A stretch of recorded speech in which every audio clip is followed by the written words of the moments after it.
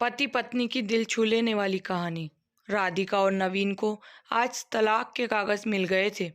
दोनों साथ ही कोर्ट से बाहर निकले। दोनों के परिजन साथ थे और उनके चेहरे पर विजय और सुकून के निशान साफ झलक रहे थे।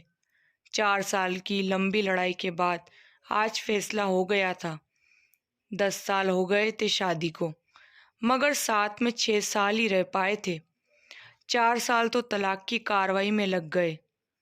राधिका के हाथ में दहेज के सामान की लिस्ट थी जो अभी नवीन के घर से लेना था, और नवीन के हाथ में गहनों की लिस्ट थी जो राधिका से लेने थे। साथ में कोर्ट का यह आदेश भी था कि नवीन 10 लाख रुपए की राशि एक मुश्त राधिका को चुकाएगा। राधिका और नवीन दोनों एक ही टेम्पो में बैठकर नवीन के घर पहुंचे। दहेज में दिए सामान की निशानदेही राधिका को करनी थी, इसलिए 4 वर्ष बाद ससुराल जा रही थी। आखिरी बार, बस उसके बाद कभी नहीं आना था। उधर सभी परिजन अपने अपने घर जा चुके थे। बस 3 प्राणी बचे थे, नवीन, राधिका और राधिका की माताजी। नवीन घर में अकेला ही रहता था। माँ बाप और भाई आज भी गांव में ही रहते हैं। राधिका और नवीन का इकलौता बेटा, जो अभी 7 वर्ष का है, कोर्ट के फैसले के अनुसार बालिग होने तक वह राधिका के पास ही रहेगा। नवीन महीने में एक बार उससे मिल सकता है। घर में प्रवेश करते ही पुरानी यादें ताजा हो गई। कितनी मेहनत से सजाया था इसको राधिका ने। एक एक चीज में उसकी जान बसी थी। सब कुछ उसकी आंखों के सामने बना था। एक एक ईंट से धीरे धीरे बनते घरौंदे को पूरा होते देखा था उसने। सपनों का घर था उसका। कितनी शिद्दत से नवीन ने उसके सपने को पूरा किया था। नवीन थका हारा सा सोफे पर पसर गया। बोला, ले लो जो कुछ भी चाहिए, मैं तुझे नहीं रोकूंगा। राधिका ने अब गौर से नवीन को देखा। 4 साल में कितना बदल गया है। बालों में सफेदी झांकने लगी है। शरीर पहले से आधा रह गया है। 4 साल में चेहरे की रौनक गायब हो गई। वह स्टोर रूम की तरफ बढ़ी, जहां उसके दहेज का अधिकतर सामान पड़ा था। सामान ओल्ड फैशन का था, इसीलिए कबाड़ की तरह स्टोर रूम में डाल दिया था। मिला भी कितना था उसको दहेज में। प्रेम विवाह था दोनों का। घर वाले तो मजबूरी में साथ हुए थे।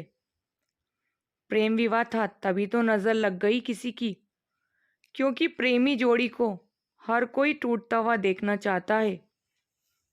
बस एक बार पीकर बहक गया था नवीन।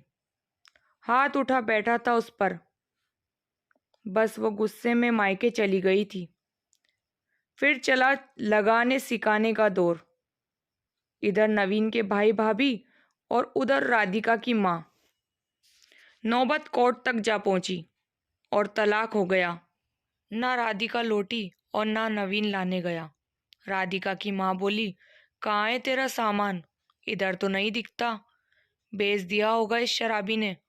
चुप रहो माँ। राधिका को ना जाने क्यों नवीन को उसके मुंह पर शराबी कहना अच्छा नहीं लगा। फिर स्टोर रूम में पड़े सामान को एक एक कर लिस्ट में मिलाया गया। बाकी कमरों में से भी लिस्ट का सामान उठा लिया गया। राधिका ने सिर्फ अपना सामान लिया, नवीन के सामान को छुआ भी नहीं। फिर राधिका ने नवीन को गहनों से भरा बैग पकड़ा दिया। नवीन ने बैग वापस राधिका को दे दिया। रख लो, मुझे नहीं चाहिए, काम आएंगे तेरे मुसीबत में। गहनों की कीमत 15 लाख से कम नहीं थी। क्यों, कोर्ट में तो तुम्हारा वकील कितनी दफा गहने गहने चिल्ला रहा था। कोर्ट की बात कोर्ट में खत्म हो गई राधिका। वहां तो मुझे भी दुनिया का सबसे बुरा जानवर और शराबी साबित किया गया। सुनकर राधिका की माँ ने नाक और भौं चढ़ा ली। नहीं चाहिए, वो 10 लाख भी नहीं चाहिए। क्यों? कहकर नवीन सोफे से खड़ा हो गया। बस यूं ही।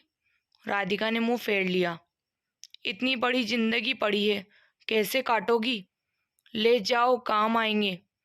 इतना कहकर नवीन ने मुंह फेर लिया और दूसरे कमरे में चला गया। शायद आंखों में कुछ उमड़ा होगा जिसे छुपाना भी जरूरी था। राधिका की माताजी गाड़ी वाले को फोन करने में व्यस्त थी। राधिका को मौका मिल गया। वो नवीन के पीछे उस कमरे में चली गई। वो रो रहा था, अजीब सा मुंह बनाकर, जैसे भीतर के सैलाब को दबाने की जद्दोजहद कर रहा हो। राधिका ने उसे कभी रोते हुए नहीं देखा था। आज पहली बार देखा। ना जाने क्यों दिल को सुकून सा मिला। मगर ज्यादा भावुक नहीं हुई।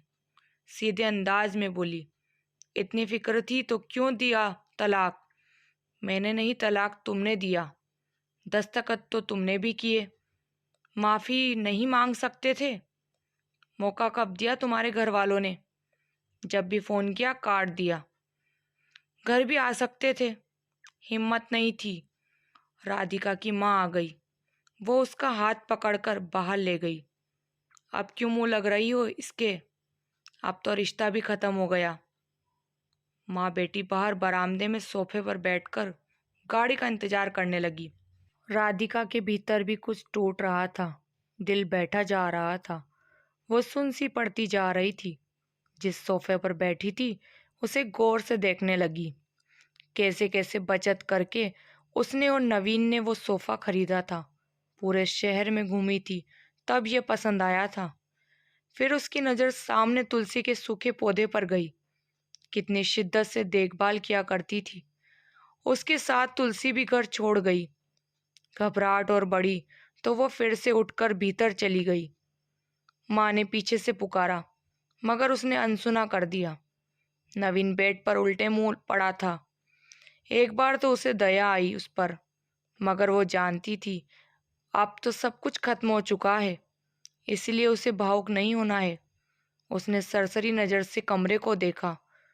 अस्त व्यस्त हो गया है पूरा कमरा। कहीं कहीं तो मकड़ी के जाले झूल रहे हैं।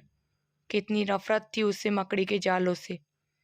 फिर उसकी नज़र चारों ओर लगी उन फोटो पर गई जिनमें वो नवीन से लिपट कर मुस्कुरा रही थी।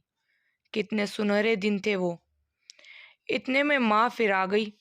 हाथ पकड़कर फिर उसे बाहर ले गई। बाहर गाड़ी आ गई थी। सामान गाड़ी में डाला जा रहा था। राधिका सुन सी बैठी थी। नवीन गाड़ी की आवाज़ सुनकर बाहर आ गया। अचानक नवीन कान पकड़कर घुटनों के बल बैठ गया। बोला, मत जाओ, माफ कर दो। शायद यही वो शब्द थे जिन्हें सुनने के लिए 4 साल से तड़प रही थी। सब्र के सारे बांध एक साथ टूट गए। राधिका ने कोर्ट के फैसले का कागज निकाला और फाड़ दिया, और माँ कुछ कहती उससे पहले ही लिपट गई नवीन से। साथ में दोनों बुरी तरह रोते जा रहे थे। दूर खड़ी राधिका की माँ समझ गई कि कोर्ट का आदेश दिलों के सामने कागज से ज्यादा कुछ नहीं। काश उनको पहले मिलने दिया होता। अगर माफ़ी मांगने से ही रिश्ते टूटने से बच जाएं, तो माफ़ी मांग लेनी चाहिए। उम्मीद करती हूँ मेरी तरह इस कहानी ने आपका भी दिल छू लिया होगा। कहानी पसंद आई हो तो लाइक करें, और इस कहानी पर आपकी क्या राय है कमेंट ज़रूर करें। चैनल पर नए हैं तो सब्सक्राइब करना ना भूलें। बेल आइकन प्रेस करें ताकि मेरी नेक्स्ट वीडियो की नोटिफिकेशन मिल जाएगी। इस कहानी को पूरा सुनने के लिए आपका बहुत बहुत धन्यवाद।